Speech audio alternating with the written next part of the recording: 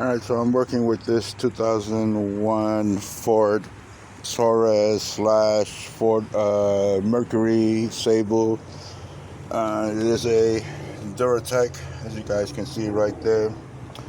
The problem we have with this is customer broke the belt. I changed the belt out.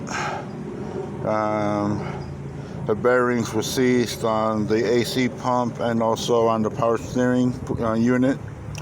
Those were changed out. Everything was functioning, and then all of a sudden, the AC was losing current. I mean, not the AC alternator was losing current. It wasn't charging the battery for some reason. This is a fatal flaw for anyone who has done this and have multiple problems. Go down here, you find, the second relay. I forgot what number it is. I try to X everything out that you have to check. Ignitions, I forgot what was this too, but fuse,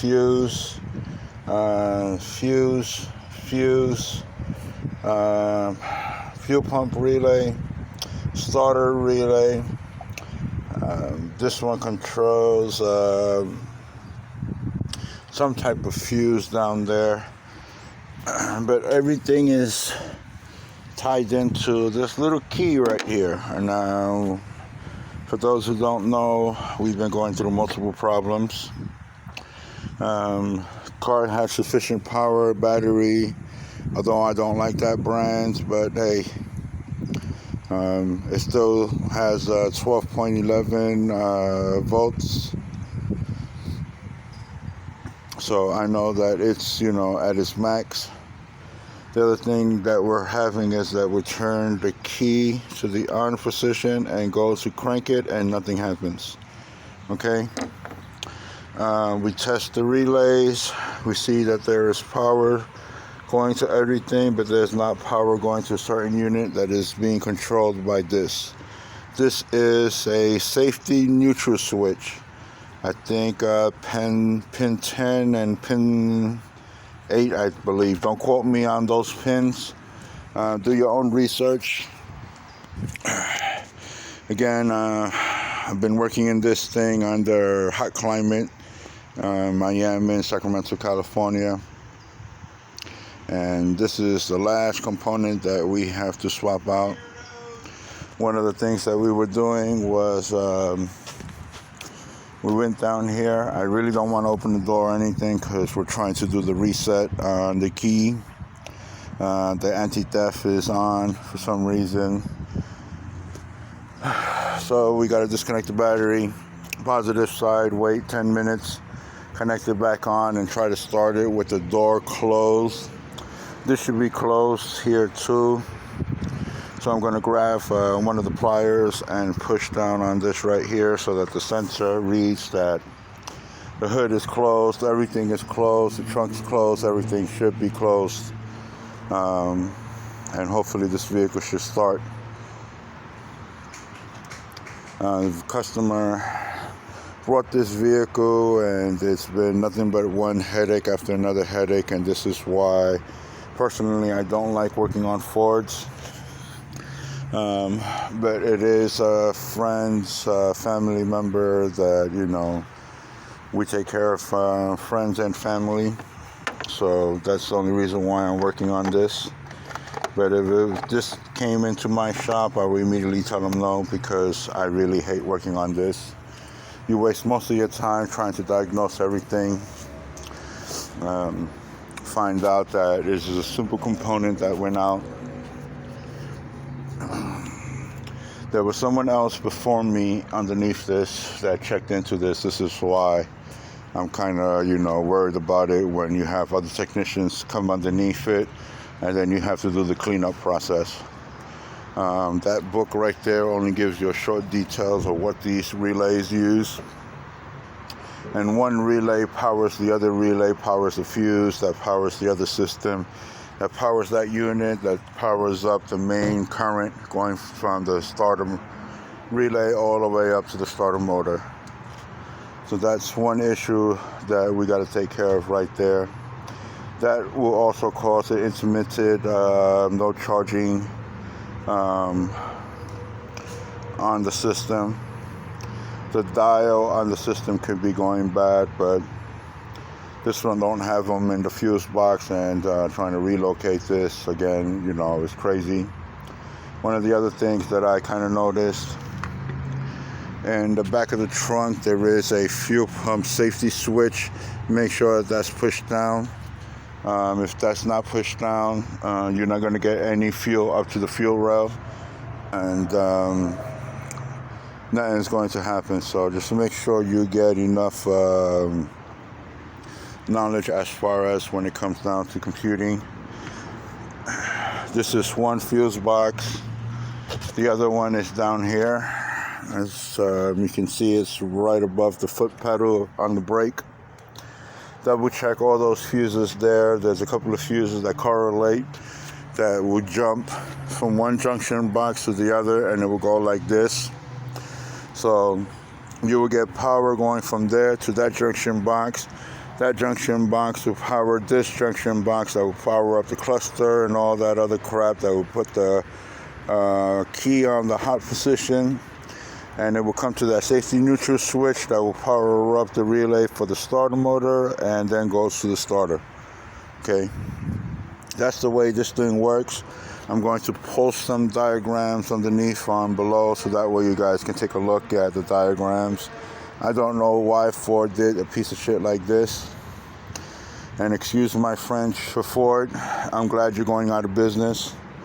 Because again, I'm tired of my tax dollars going into, you know, saving a company that don't know how to make anything no more. Unfortunately, I feel this way about Ford, and majority of technicians feel this way. Other people love their Fords. And those are your personal choices. This is my personal choice. Stay away from these vehicles. You will ultimately end up having multiple problems. If it ain't problems with the flex fuse system that's on here, it will be a problem with that safety neutral switch. Electrical problems will come and will start residing from here, working its way, and it's going to be a parasitic problem that you're going to have. And again, safety neutral switch will control everything else. The temperature coolant sensor switch on this will control the PCM. So it's kind of weird on how all of this works. Let's point right here. Okay. Shoot. Well, it's down there. But let's get to these relays. All right. So double check everything right here. This one right here that I colored solid, that's supposed to be hot.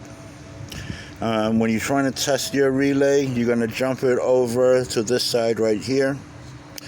This line, or this post right here, will be powered by a fuse that's underneath that box that will power that one up. And there's also a negative fuse that will power up that negative post up on the top side, which is power, grounds, okay? If your grounds and power are not working, it will not energize the relay, and you will not get a crank. Okay, these are the way these relays work. This is not being utilized. So as you look underneath right here, it is going to be power. It's going to be power on the top side since it is facing downwards. This is going to be ground, and this is going to be your junction that will click the starter. Okay? That also correlates with your fuel pump relay.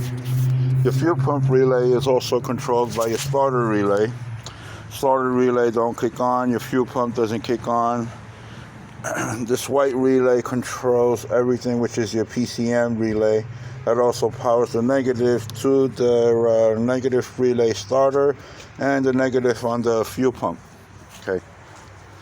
Double check everything. Double make sure that that's all working. If you're not getting power to any of this system, especially the ground side, and there is no power to this fuse and this fuse, it is going to be a safety neutral switch, which is right down there.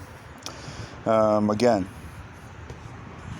it acts like a fuse intermittent, and it will let the computer know that the car is in park or in neutral for it to start. That's the only reason why you lose contact at the power switch.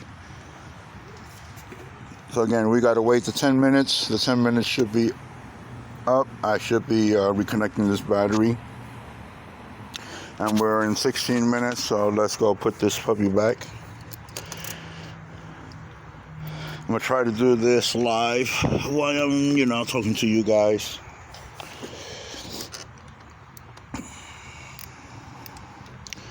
Tighten everything down.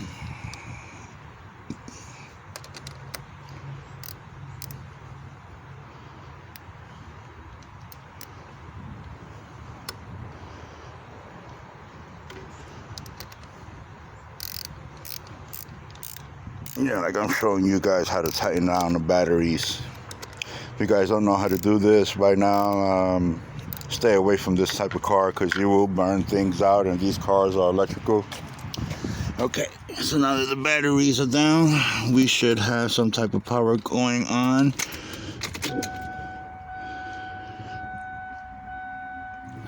And as you can see, the antitheif is kicked on.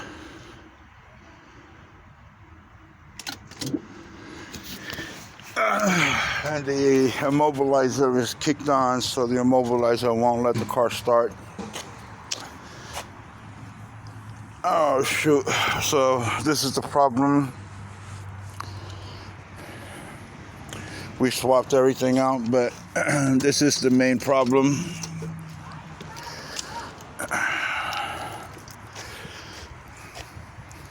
Can anyone tell me what's wrong with this picture right here?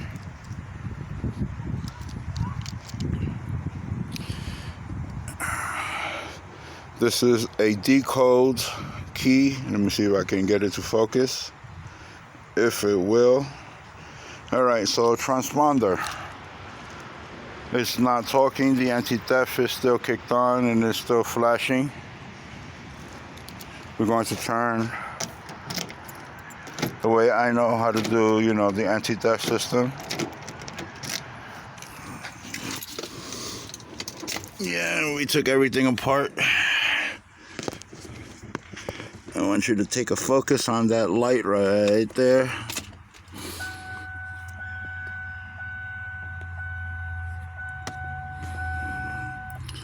I said I was going to clamp something down, but unfortunately I was talking too much and I didn't clamp down that stupid sensor right there for the hood. So the car automatically thinks that the car is trying to be jacked. And I don't want to wait another 10 more minutes just for this crap.